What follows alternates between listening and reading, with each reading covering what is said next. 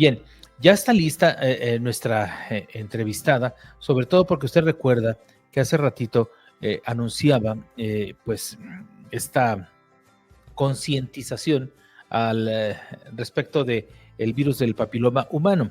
Hay muchas cosas que deben saber las mujeres, hay muchas cosas que deben saber los hombres y sobre todo creo que lo más importante es que quienes deben saberlo son las nuevas generaciones y para ello damos la bienvenida a la doctora Andrea Monroy, a quien ya veo que está por ahí lista, ajustando los últimos instantes su cámara para poder entrar con nosotros. Ella es una médico adscrito a la clínica de colposcopía del Instituto Nacional de Perinatología Isidro Espinosa de los Reyes. Doctora, muy buenos días y bienvenida. Hola, buenos días a todos los que nos escuchan.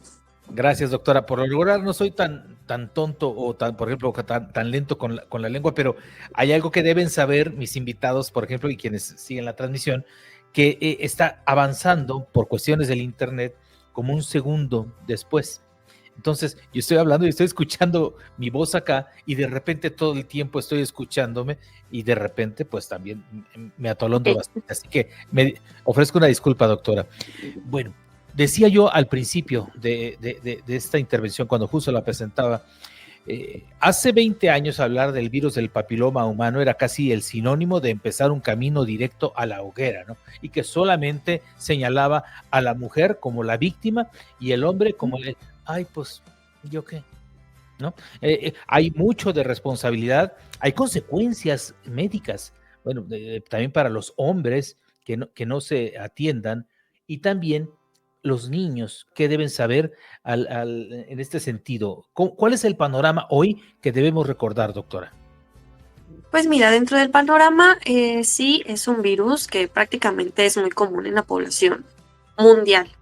Se transmite principalmente a través de relaciones sexuales, pero actualmente ya hay muchos métodos de prevención y tratamiento para que los pacientes y los pacientes puedan tener una vida completamente sana y pues precisamente para tratar las lesiones que se presenten en cualquier momento. Incluso tanto los métodos diagnósticos pues ya están muy avanzados y también las vacunas pues nos protegen actualmente tanto a mujeres como a hombres. Es algo quizá muy fácil hablarlo entre usted y yo aquí de manera virtual, pero alguien que, por ejemplo, pudiera estar ante la sospecha ligada quizá a alguno de varios síntomas que usted pudiera explicarle a nuestra audiencia que detonen la visita. Tengo esto, podría sospechar tenerlo, quizá por conductas personales o por otras circunstancias, y lo inmediato es ir a que me atiendan. Ok, mira, el virus del papiloma humano realmente es un grupo, es una familia muy grande de varios virus que se llaman virus del papiloma humano, pero son más de 200 virus que van a ocasionar enfermedades de transmisión sexual. Como lo mencionaba, este virus es muy frecuente en la población mundial. 8 de cada 10 personas sexualmente activas tenemos este virus. Entonces, dentro de este tipo de virus hay dos serotipos que causan, se llaman de bajo riesgo, que causan las lesiones de las verrugas en genitales o en boca o en región anal. Y las lesiones, los serotipos de alto riesgo son aquellos que pueden causar cáncer, en el caso de las mujeres, cáncer cervicouterino, y en el caso de los hombres también puede causar cáncer de pene o en ambos grupos puede causar cáncer orofaringio. Uh-huh. Hay diferentes síntomas que nosotros tenemos que estar al pendiente, pero también hay que ser conscientes de que se contagia por medio de una persona infectada y a través de relaciones sexuales. Esto es ya sea por vía vaginal, vía anal o vía oral. También es muy importante saber que este virus necesita forzosamente la presencia del ser humano para sobrevivir. No puede sobrevivir en superficies como en baños, puertas, sillas, etc. O sea, necesitamos tener el contacto mucosa, por ejemplo, la mucosa oral o la mucosa de los genitales para poder contraerlo. También es importante mencionar que una vez que nosotros contraemos este tipo de virus, hay varias personas, como un 80% de la población que lo contrae, que en unos 2 1 o 2 años lo puede superar a través del sistema inmunológico. El sistema inmunológico lo puede erradicar, pero el otro 20% no. Entonces, en este 20% pueden aparecer las lesiones. Como mencioné, si son de bajo riesgo, aparecen verrugas en genitales, región anal o en boca. Pero si son los serotipos de alto riesgo, pueden aparecer síntomas de cáncer cervicuterino. Por ejemplo, en las mujeres es muy importante que prestemos atención a sangrados a través de la vagina, pero que no correspondan a la menstruación. Dolor pélvico también es muy importante, el sangrado después de las relaciones sexuales o flujo vaginal que huela mal. Ante estos datos es importante que las mujeres acudan con un médico especialista, un ginecólogo que tenga una especialidad en colposcopía para que las puedan revisar. En el caso de los hombres, se puede provocar el cáncer de pene, es menos raro que el cáncer de cervicouterino, pero bueno, los síntomas que deben de prestar atención los hombres son enrojecimiento en el pene, irritación o lesiones como alguna llaga o algún bultito, también en región genital. Perdón, tenía apagado el micrófono para no interrumpirla, pero básicamente, por ejemplo, por lo que estoy entendiendo, doctora, en lo que tiene que ver, por ejemplo, con las mujeres hay mucho más síntomas o condiciones que podrían incidir en esta sospecha y en el caso del hombre no. Esto, a mi parecer, podría ser que, por ejemplo, un hombre infectado podría, digamos, dispersar por sus propias conductas en más personas el virus. En cambio, una mujer, por ejemplo, por estos, digamos, síntomas, podría ir antes a atención médica a revisar su condición en ese momento. ¿Es así?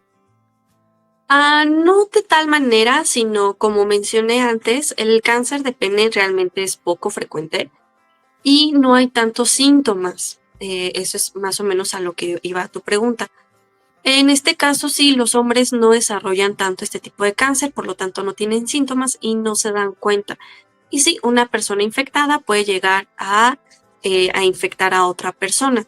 Sin embargo, también las mujeres que son portadoras del virus del papiloma humano o VPH, también en este rango de tiempo donde todavía no se detectan lesiones, puede ocasionar el contagio. O sea, es como en ambos sexos, solamente que sí, en mujeres pues es más frecuente el cáncer cervicuterino y bueno, se presta más para la detección y para el tratamiento oportuno, entonces se detecta rápidamente a las mujeres y se les puede tratar, a diferencia de los hombres.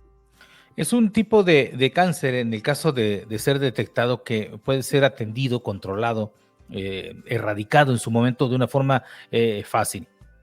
Sí, sí, de hecho, por eso es importante que como ginecólogos nosotros demos información a nuestras pacientes que a partir de los 21 años se tengan o no se tengan relaciones sexuales o después del primer año de la primera relación sexual, es importante que las mujeres vayan a revisión ginecológica y se les haga una colposcopía. La colposcopía es el estudio donde se puede ver el cuello uterino, la vagina.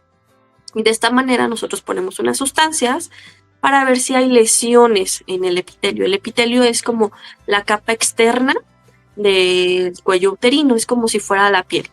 En este caso el virus se deposita precisamente en esas células y es donde ocasionan los daños.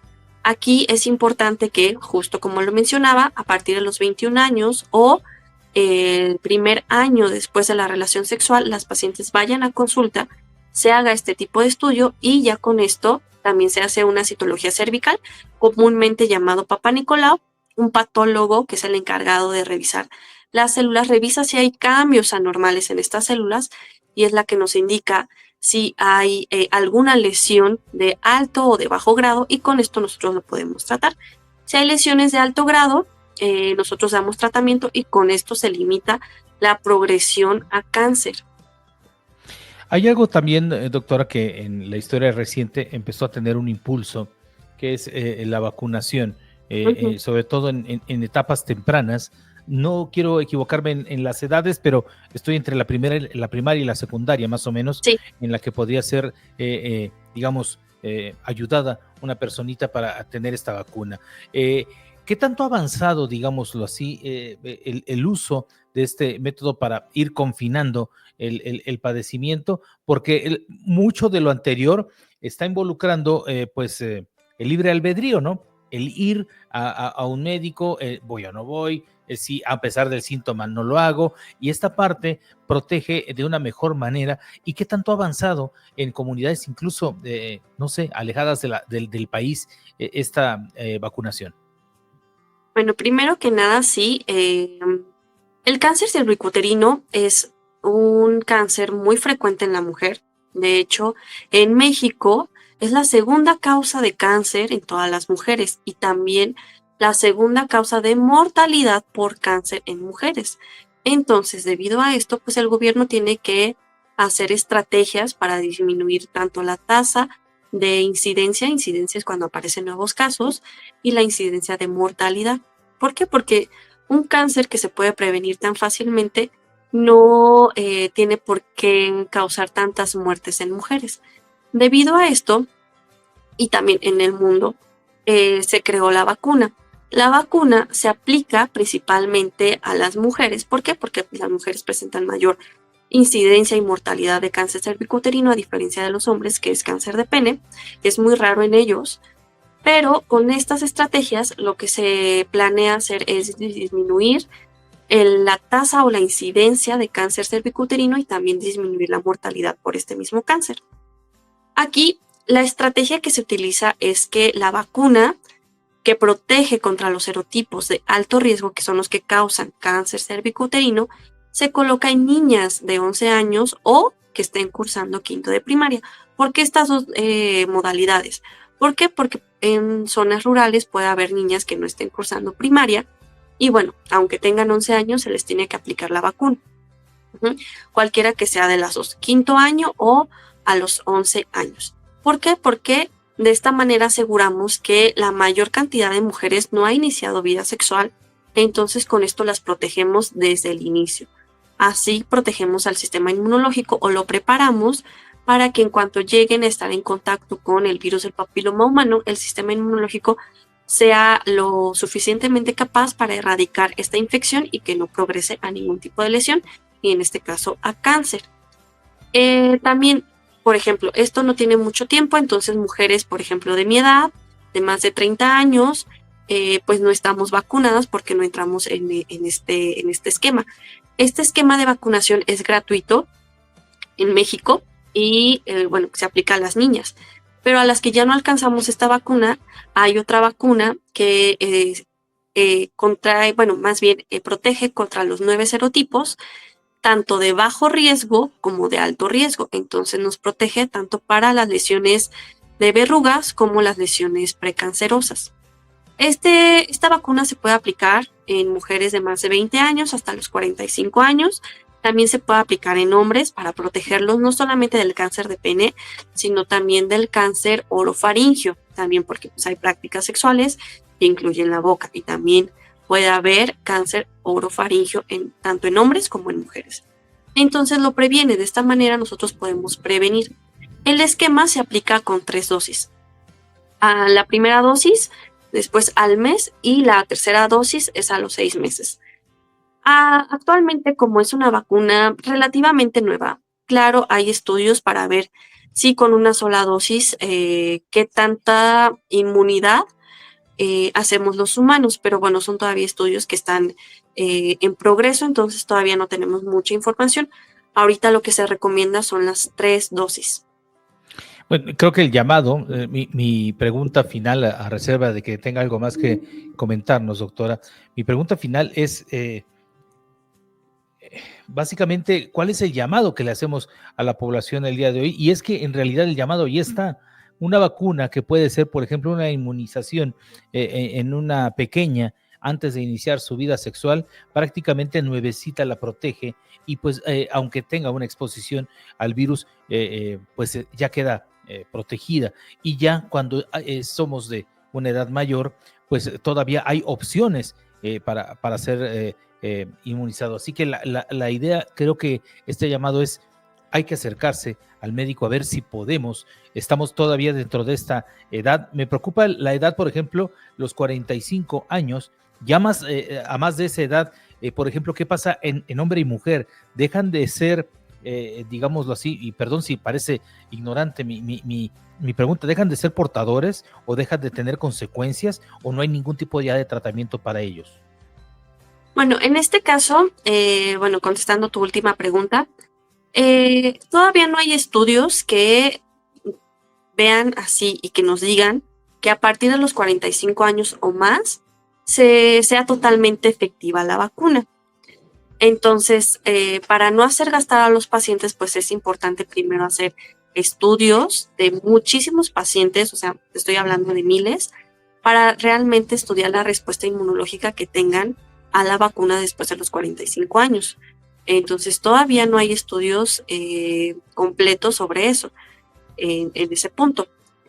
En cuanto a las demás preguntas, también es importante, este tipo de virus, como lo mencioné al inicio, pues 8 de cada 10 personas sexualmente activas lo van a tener.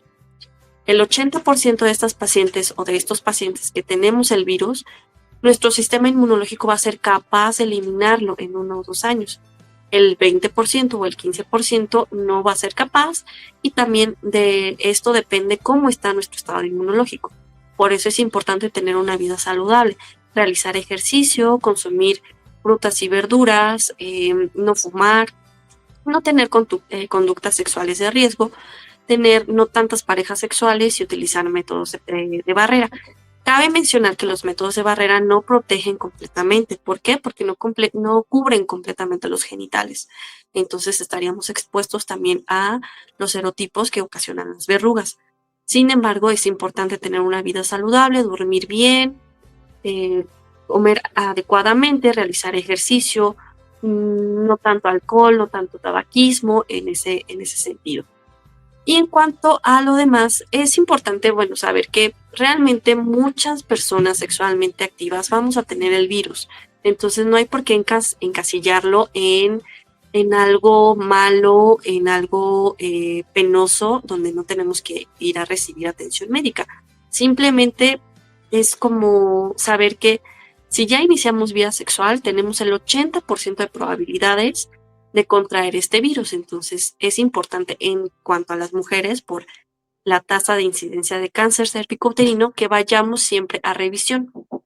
Y es importante la citología vaginal. La citología vaginal se tiene que realizar cada año, por lo menos 3 años consecutivos, para que nosotros podamos detectar alguna lesión. En caso de que no haya una lesión, es muy probable que o sí lo contraímos, pero nuestro sistema inmunológico fue capaz de eliminarlo o todavía no se manifiesta. Entonces, después de 3 años consecutivos de un Papá Nicolau o citología cervical negativa, o sea, sin ningún cambio en celular, lo podemos continuar haciendo cada 3 años. No es necesario realizarlo cada año, pero sí es importante acudir con un colposcopista que es ginecólogo para que nosotros podamos realizar esta detección oportuna.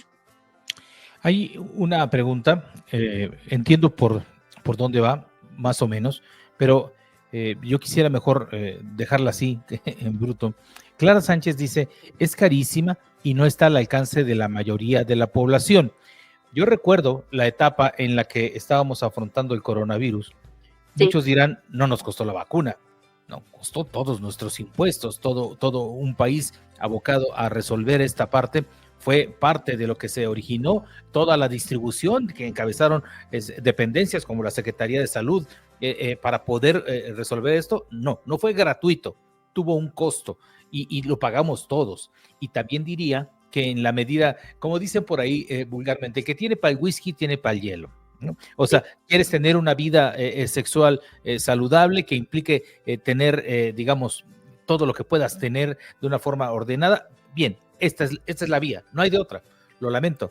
Necesitas una vacuna y solo que lo que sí quisiera ir a apuntalar lo que dice Clara es qué tan fácil es conseguirla y en el caso de que no la consigan en el sector público, cuánto cuesta si tiene la idea por fuera. Bueno, en este caso sí, digo, la vacuna no nos va a garantizar que al 100% no vayamos a tener esto. Nos da una cobertura muy amplia. Ajá, pero también es importante que nosotros como personas, como lo mencionaste, nuestra salud es primero. Entonces, tenemos que siempre ver por nosotros mismos y también es importante tener una vida sexual saludable, tener una vida en general saludable, ejercicio, dieta, dormir bien, no fumar, no tomar, en todas estas cuestiones. También la vacuna, como lo mencionaba, aún hay estudios que están viendo si con una sola dosis nos protege o qué tanto nos puede llegar a proteger. Esto para que después se hagan recomendaciones a nivel global. Dentro también de las recomendaciones por la Organización Mundial de la Salud es que el 90% de las mujeres lleguen a estar vacunadas y por eso se ha iniciado con la vacunación a temprana edad. También otra de las metas de la OMS es que gran parte de la población de las mujeres sean tamizadas. Tamizadas es que se les realice el Papá Nicolau o citología cervical de manera oportuna para identificar estas lesiones. Si no hay posibilidad de conseguir la vacuna, siempre va a haber la posibilidad de hacer una revisión ginecológica, ya sea aquí en México en centros de salud o con algún médico ginecólogo que te haga un Papá Nicolau o citología cervical y con esto nosotros podemos identificar de manera temprana lesiones y tratarlas sin tener que llegar al cáncer. Pero es importante que las mujeres no tengan miedo de acudir al ginecólogo y es muy importante que tengan presente que deben de hacerse su Papá Nicolau, de preferencia de manera anual por 3 años.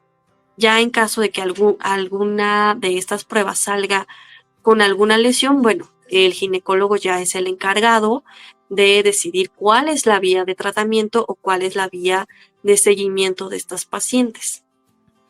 Bueno, ahí está el mensaje, de verdad, pareciera ser a veces al principio tan obvio cuando uno ve una entrevista como esta que se consigue, que agradecemos, por cierto, a la Secretaría de Salud Federal esta oportunidad de hablar con un especialista en la materia, pero a veces dicen son cosas tan obvias cuando escuchas que tiene un tratamiento relativamente sencillo comparado con otros tipos de cáncer Ujú. y su evolución, cuando te das cuenta que, por ejemplo, ojalá nos pudieran vacunar, por ejemplo, contra el cáncer de pulmón o de Sí. hígado, ¿no? En temprana edad, muchos lo harían. Ojalá nos pudieran vacunar, por ejemplo, contra el cáncer de mama en cierta etapa de la vida. Pero en este caso hay una vacuna, por Ujú. decir una forma de atención, pero también es mucho más amigable en la forma de detección. Dice, bueno, este año el Papa Nicolau me arrojó un resultado no tan positivo. Entonces hay un tratamiento, esperemos el segundo.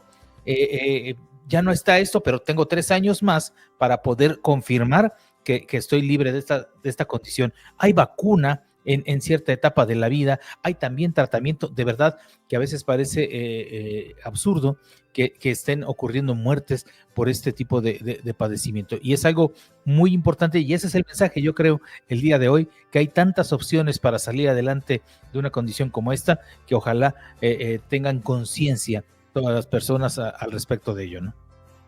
Sí, exactamente. Y también es muy importante que como padres de familia, madres, padres de familia, seamos conscientes también que es importante vacunar a las niñas, que no hay por qué temer a este tipo de enfermedad, porque es algo común, o sea, nos vamos a presentar en cualquier momento de nuestra vida ante este virus que nos puede ocasionar o no nos puede ocasionar algún tipo de enfermedad como verrugas o cáncer, pero que hay muchas maneras de prevenirlo, tanto de la detección oportuna como la vacunación. Y pues la vacunación desde las niñas hay que protegerlas para evitar que tengan complicaciones más tarde, a más tardía edad. Y bueno, también nosotros pues llevar una vida saludable.